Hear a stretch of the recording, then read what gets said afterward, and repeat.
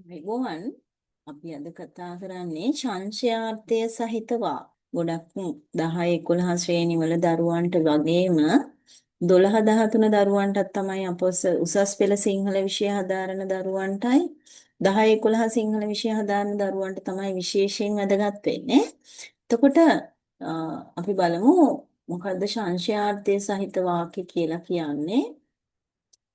සංශය කියලා කියන්නේ සැකයක්. එහෙම නැත්නම් සංශය කියලා කියනවා සැකයක්, ආරංචියක්, යම්කිසි දෙයක් ප්‍රකාශ කිරීමක්. මෙන්න මේ වගේ දෙයක් තමයි අපිට සංශය කියන එකෙන් අදහස් කරන්නේ. බලන්න. මා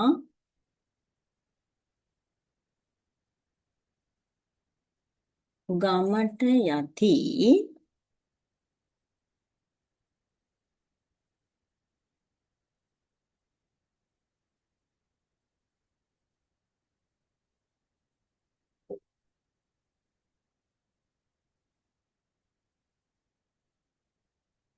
දෙමව්පියෝ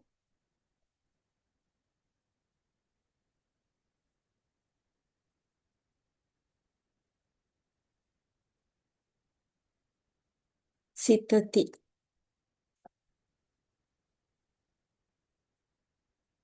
මේක මේ යති කියන එකත් එක්ක තමයි අපිට සංශයක් සැකයක් ඇති යනවද නැද්ද නේද? එතකොට මෙන්න මේ වගේ වාක්‍යයකට අපි කියනවා සංශයාර්ථය සහිත වාක්‍යයක් කියලා.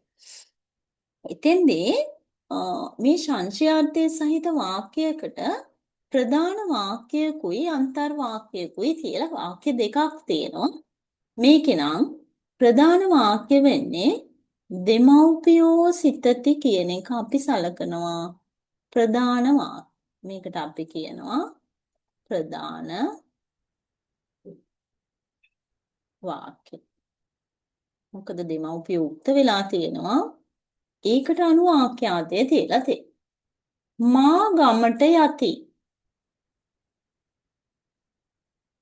මේක අපි හඳුන්වනවා අන්තර් වාක්‍ය කියලා.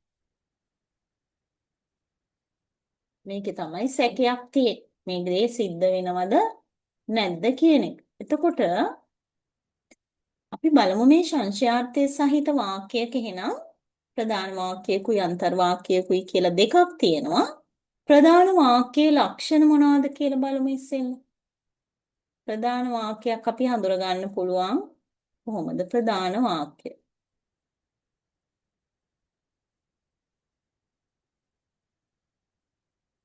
මේ ප්‍රධාන වාක්‍යයේ එකක් තමයි කර්තෘක්තයි. මේකට අනුව නම් මොකද්ද? දෙමව්පියෝ කර්තෘ උක්තයි.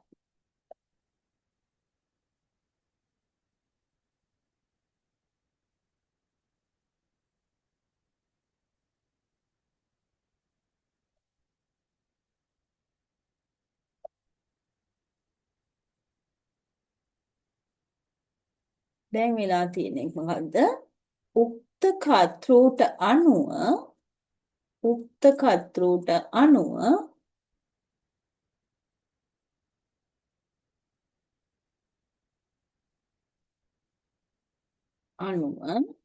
ආඛ්‍යාතය තියලා තියෙනවා.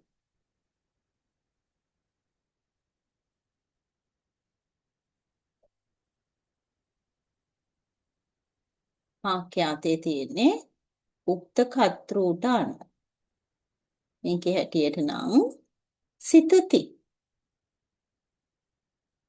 දෙමව්පියෝ බහුවචන නිසා අපි ආඛ්‍යාතයේ බහුවචනයෙන් තියලා තියෙනවා.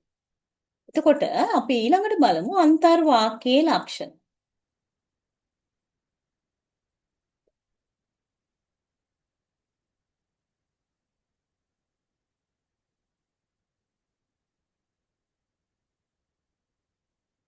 අන්තර් වාක්‍ය මා ගමට යති.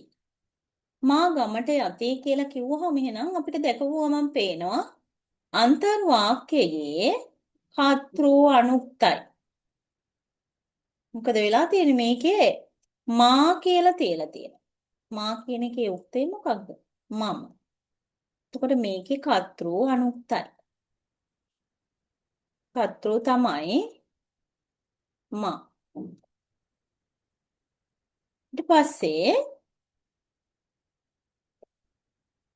ආඛ්‍යාතයේ තියලා තියෙන්නේ ප්‍රථම පුරුෂ බහුවචනයි. ආඛ්‍යාතය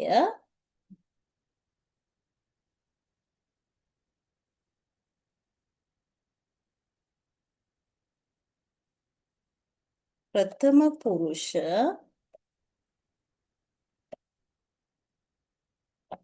බහුවචනයෙන් තබා ඇත.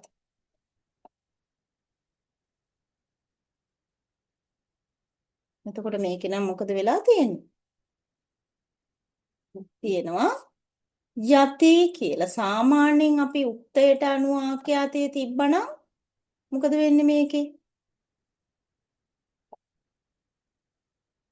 යමි කියලා තියෙන්නේ පෑ මේක මම වුණානම්. මේකේ මම නෙවෙයි තියෙන්නේ. මා අන්තර්වාකයේ කර්තෘ අනුක්තයි. ඒකට අනුව නෙවෙයි ඒත් ආඛ්‍යාතයේ තියලා තියෙන්නේ. ප්‍රථම පුරුෂ බහුවචනයෙන් තමයි ආඛ්‍යාතයේ තියලා තියෙන්නේ. අපි මේ වාක්‍ය නැවත බැලුවොත් මේක අනුක්තයි.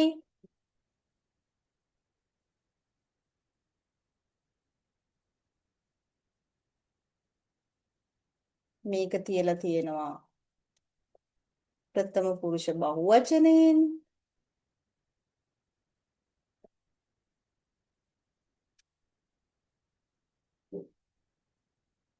ප්‍රථම පුරුෂ බහුවචන කියලා කියන්නේ මේක ඒක වචන වුණා නම් මොකද වෙන්නේ? යයි කියලා නේන්නේ.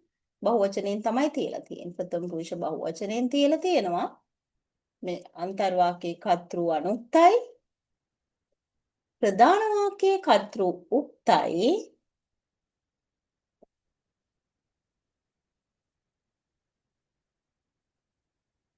ආඛ්‍යාතයේ තියලා තියෙනවා ඒ උක්තයට අනුව. ඒකට ගැලපෙන විදිහට තමයි මෙතන දෙමව්පියෝ කියන්නේ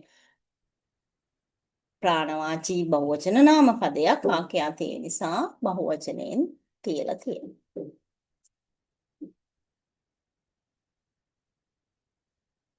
උක්තයට අනුව තියලා තියෙනවා. ආඛ්‍යාත.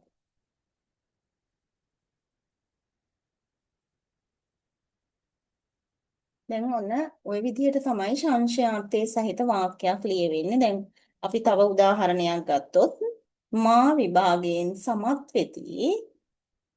උදාහරණයක් බලමු තව එකක්. මා විභාගයෙන්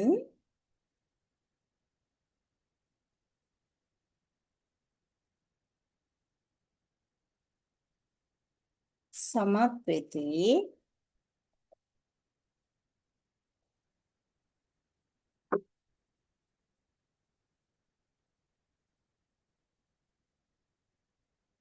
ඒකත් එහෙම දෙමව්පියෝ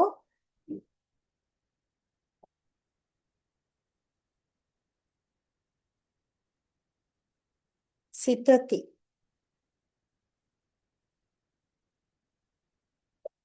ඒකෙත් මානුක්තයි සමත් වෙති ප්‍රථම පුරුෂ බහුවචනයෙන් තියලා තියෙනවා. ප්‍රධාන වාක්‍යයේ දෙමව්පියෝ උක්තයි. ආඛ්‍යාතයේ ඊට අනුව බහුවචනයෙන් තියලා තියෙනවා. ඊට අනුරූපීව තියලා තියෙනවා. තව උදාහරණයක් අපි බලමු. තව උදාහරණයක් ගත්තොත්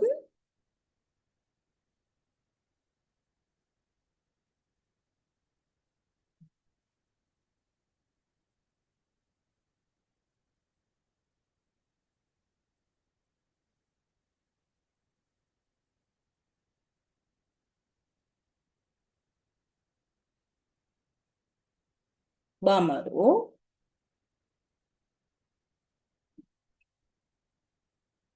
දෂ්ට කරති. බමරුන් දෂ්ට කරති.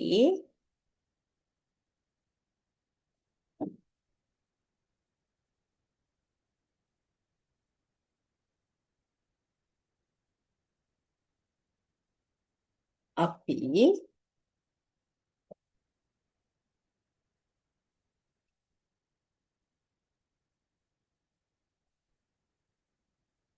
බියවීමු.